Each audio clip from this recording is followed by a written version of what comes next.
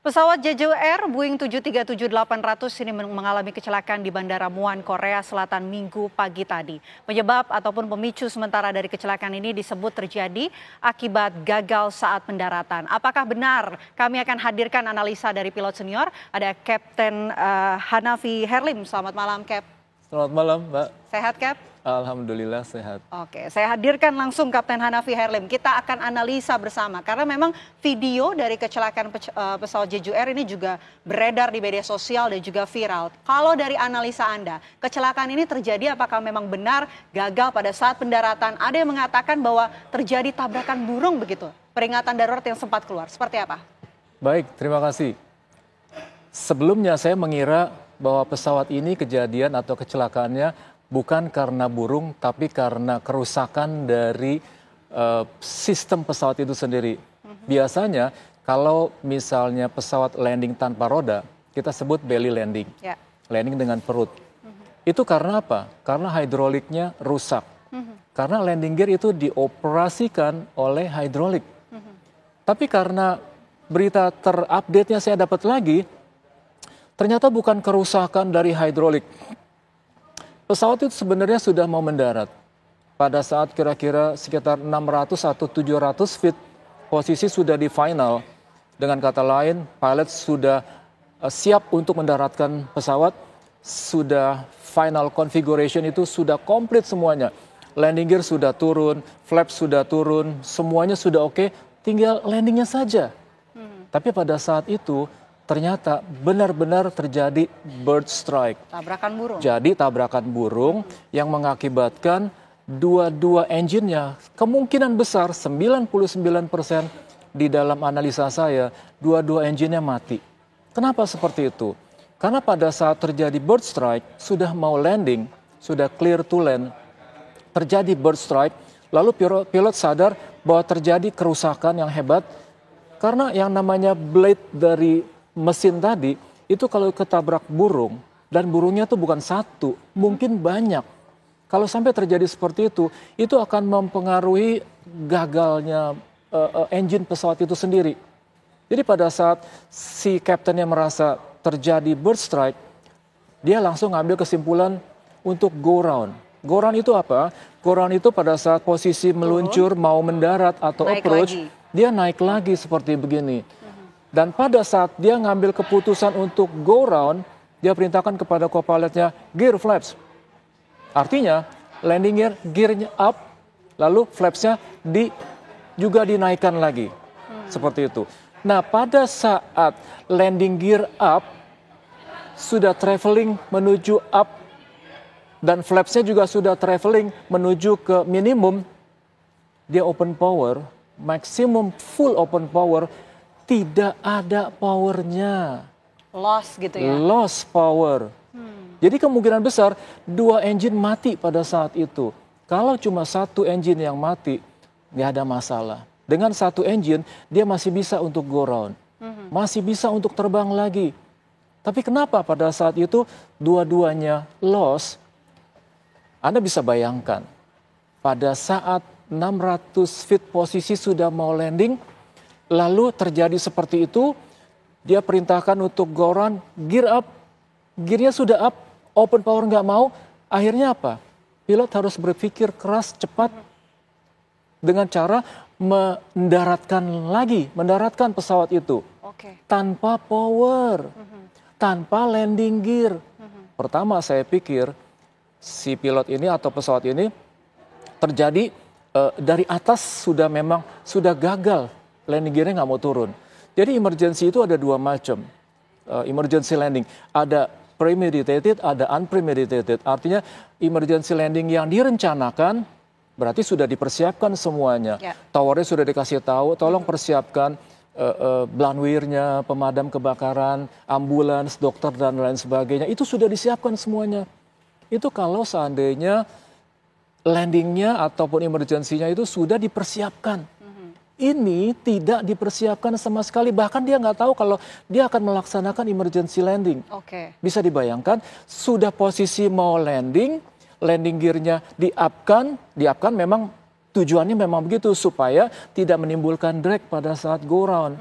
Dan ternyata pada saat itu lost power atau powernya tidak ada sama sekali karena bird strike.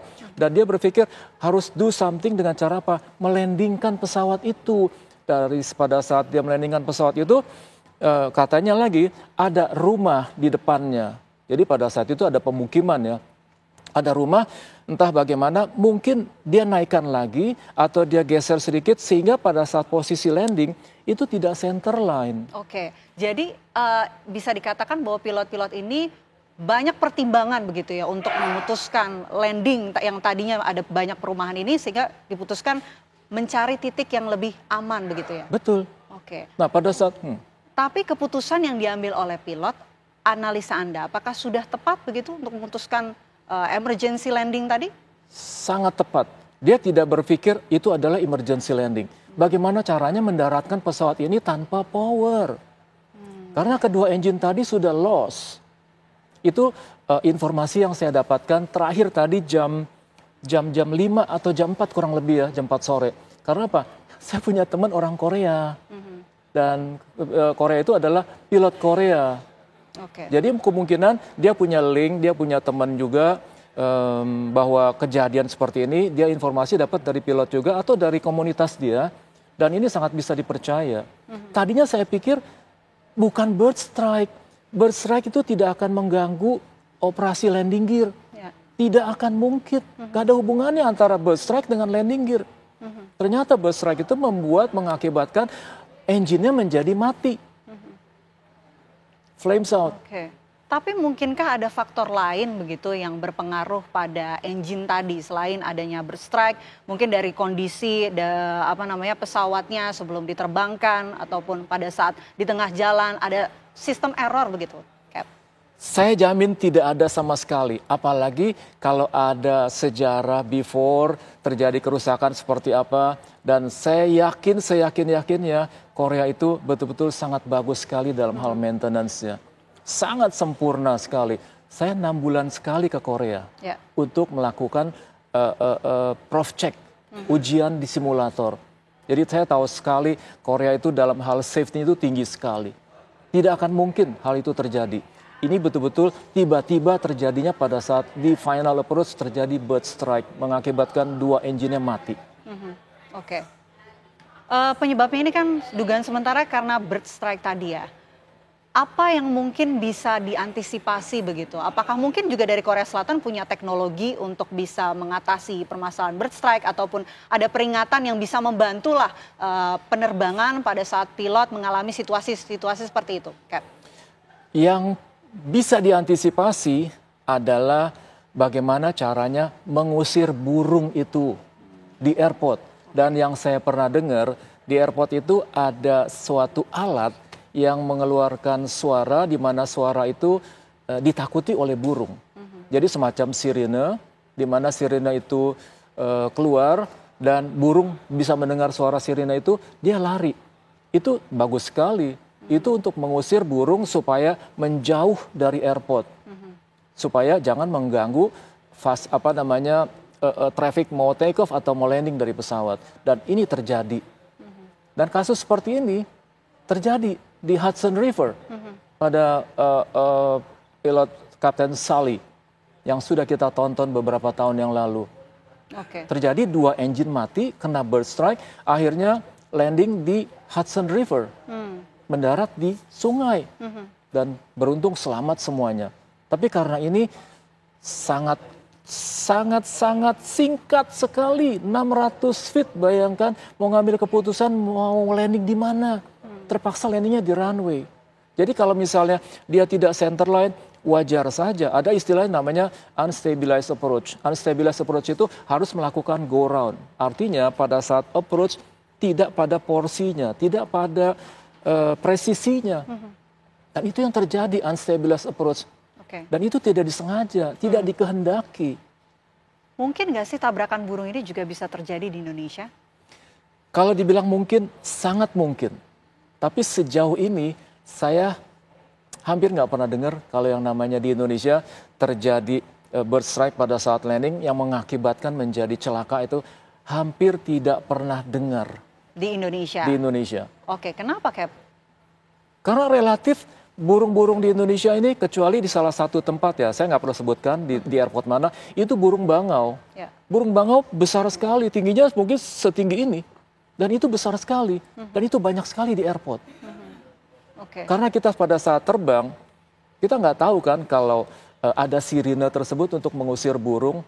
Tapi yang jelas beberapa airport di Indonesia, burung banyak. Tapi tidak sebanyak di Perancis. Di Perancis itu burung dara, banyaknya luar biasa. Di waiting room itu penuh dengan burung dara. Dan itu sangat mengerikan. Burung dara itu kan besar sekali. Satu ekor saja sudah bisa menyebabkan terjadi masalah dengan engine. Apalagi lebih dari satu ekor. Nah kasus ini yakin lebih dari satu ekor dan yakin 2 engine yang kena. Lagi-lagi kalau cuma satu engine yang mati, satu engine-nya itu masih hidup, masih bisa go round. Dan masih bisa selamat. Apa yang bisa kita petik atau kita pelajari lah akibat peristiwa kecelakaan yang terjadi di Korea Selatan, Cap? Untuk Indonesia begitu? Ya satu-satunya jalan dalam kasus untuk avoid ataupun mencegah terjadi kecelakaan ini dengan cara menghindari burung, tapi kita nggak bisa. Pilot kan nggak bisa menghindari burung. Pada saat kita mau landing, ada burung di depan. Saya sering kali juga pada saat terbang pesawat Twin Otter, kebetulan burungnya itu tidak terlalu besar dan kena windshield, kaca depan saya. Sehingga kaca depan saya itu penuh dengan bulu-bulu dan darah. Itu cuma satu ekor dan kena kaca pada saat itu. Karena pesawatnya baling-baling, kalau dia kena baling-baling, dia langsung mati dan langsung terpental. Tapi kalau pesawat jet itu kan ada penampangnya, ada blade-nya di dalamnya. Pada saat burung masuk, kena blade-nya itu menjadi masalah buat engine-nya. Memberikan kerusakan yang begitu besar ya? Besar sekali. Baik, tentunya mudah-mudahan ya tidak terjadi di Indonesia. Kita bisa ambil pembelajaran dan juga seperti yang disampaikan oleh Cap Hanafi. Mudah-mudahan ini juga bisa segera terungkap ya penyebab dari kecelakaan ini. Terima kasih banyak.